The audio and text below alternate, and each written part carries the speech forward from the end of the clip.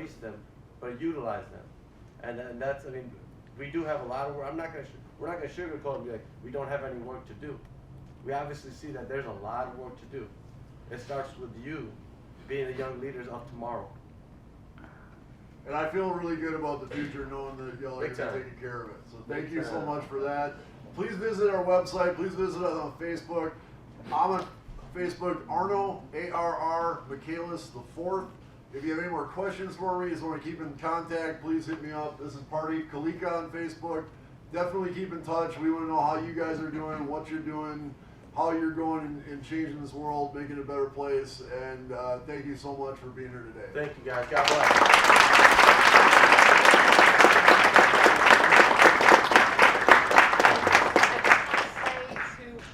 Pardeep and Arno, thank you so much. I am so happy that you came to talk to everyone. We are too. So please thank them. If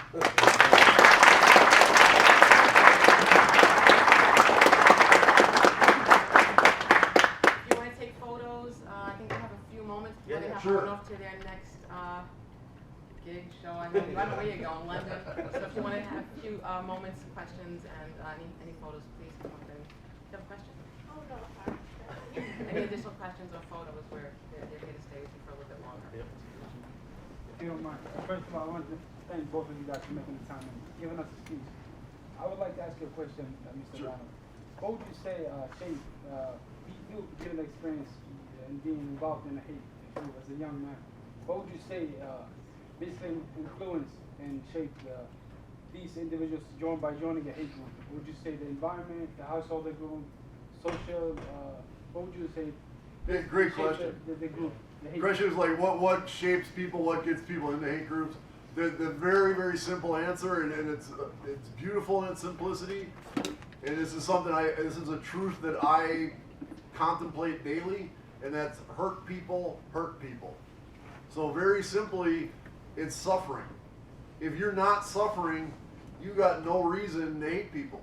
You got no reason to be violent.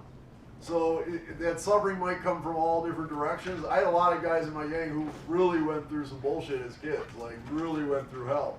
My childhood, as I said, it wasn't all that bad, but I was still suffering, and that suffering led me to lash out at other people. That's what began my descent. And I think if you look at violent extremism of any sort, whether it's Muslims in terrorist clothing, whether it's white supremacists, whether it's like just violence on the street, even violence against ourselves, like, you know, self-violence, people with eating disorders, drug addiction, all of that comes from suffering. And that's why it's really important for us to like practice compassion.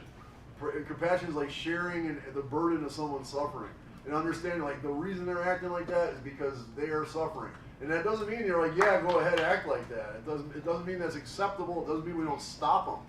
But it does mean that we do it from a place of compassion rather than aggression. Because if we reply by like, we're gonna smash them, we're gonna kill them, then that's what they're looking for, and it's just gonna make things worse. And real quick with suffering, it doesn't mean that suffering can be so different to different people. Just to give you an example, 9/11, a lot of the first responders that responded to that, a lot of them never developed PTSD symptoms.